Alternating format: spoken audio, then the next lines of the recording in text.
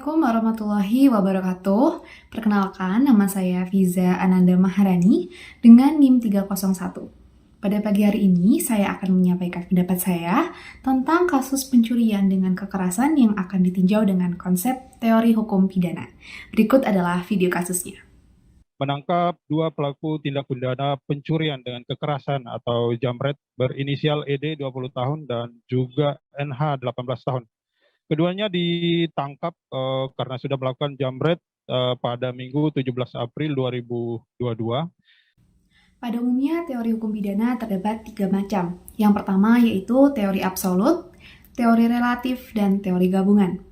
Teori absolut merupakan teori yang lahir dari aliran klasik hukum pidana.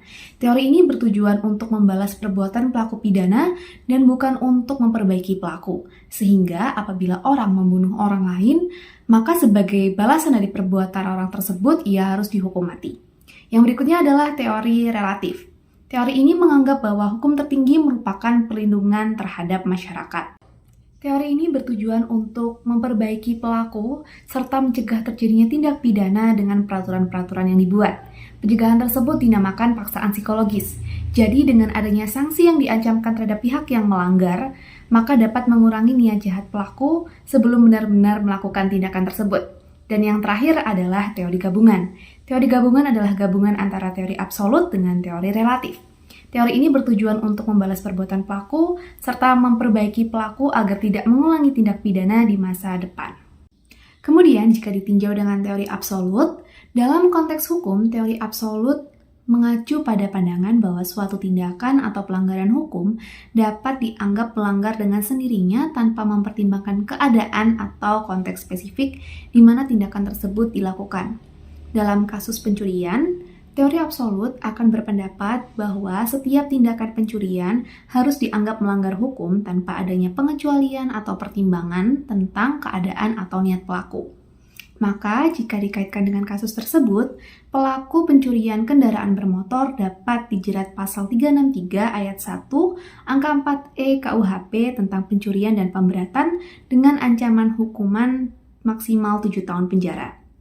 Namun, dalam prakteknya sistem hukum cenderung menggunakan prinsip-prinsip yang lebih fleksibel, seperti teori relatif atau prinsip proporsionalitas dalam menentukan hukuman dan pertimbangan pidana dalam kasus pencurian. Yang selanjutnya adalah jika ditinjau dengan teori relatif. Dalam teori relatif, faktor-faktor seperti niat pelaku, nilai barang yang dicuri, tingkat kekerasan atau ancaman yang digunakan, serta keadaan sekitar perbuatan dapat mempengaruhi bagaimana hukuman ditetapkan.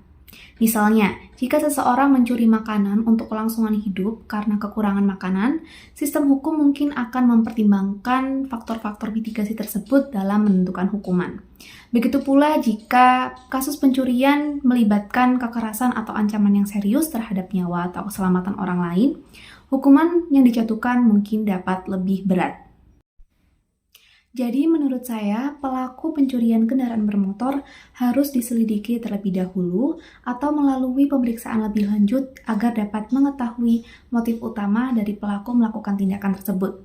Kemudian, karena kasus pencurian ini melibatkan kekerasan atau ancaman, maka pelaku dapat dikenakan pasal 365 KUHP tentang pencurian dengan kekerasan atau ancaman kekerasan terhadap orang yang dimaksud untuk mencuri dengan pidana penjara maksimal 9 tahun.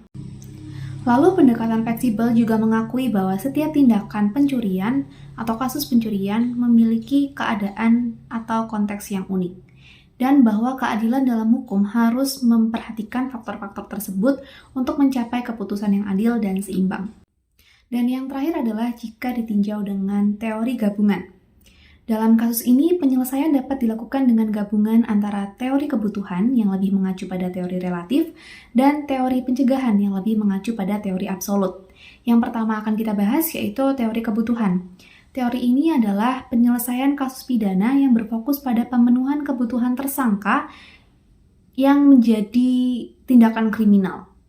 Tujuan utama dari teori ini adalah untuk mengatasi akar permasalahan yang mendorong tersangka melakukan tindakan tersebut.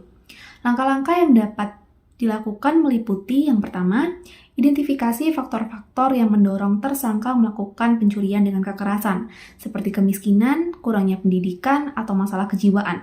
Yang kedua yaitu melibatkan lembaga atau organisasi terkait untuk membantu memenuhi kebutuhan tersangka, seperti memberikan akses ke pekerjaan atau pelatihan keterampilan. Dan yang ketiga adalah memberikan pendampingan atau rehabilitasi bagi tersangka untuk membantu mengubah pola pikir dan perilaku yang salah. Dan yang berikutnya adalah teori pencegahan. Teori ini bertujuan untuk mencegah tersangka melakukan tindakan kriminal di masa depan dan memberikan efek jera bagi tersangka serta masyarakat luas.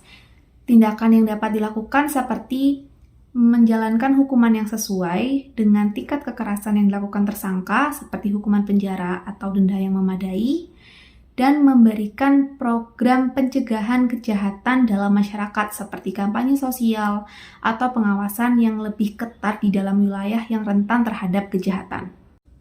Dalam penggabungan teori kebutuhan dan teori pencegahan ini, dalam penyelesaian kasus pidana diharapkan dapat mengatasi akar permasalahan yang mendorong tersangka melakukan tindakan kriminal sambil memberikan efek jera dan pencegahan untuk mencegah kejahatan yang serupa di masa depan. Jadi menurut saya, jika terdapat kasus pencurian dengan kekerasan seperti ini, mungkin dapat diselesaikan dengan teori gabungan, di mana teori ini juga bertujuan untuk membalas perbuatan pelaku serta memperbaiki pelaku. Sekian dari saya, bila ada kurang lebihnya mohon maaf. Wassalamualaikum warahmatullahi wabarakatuh.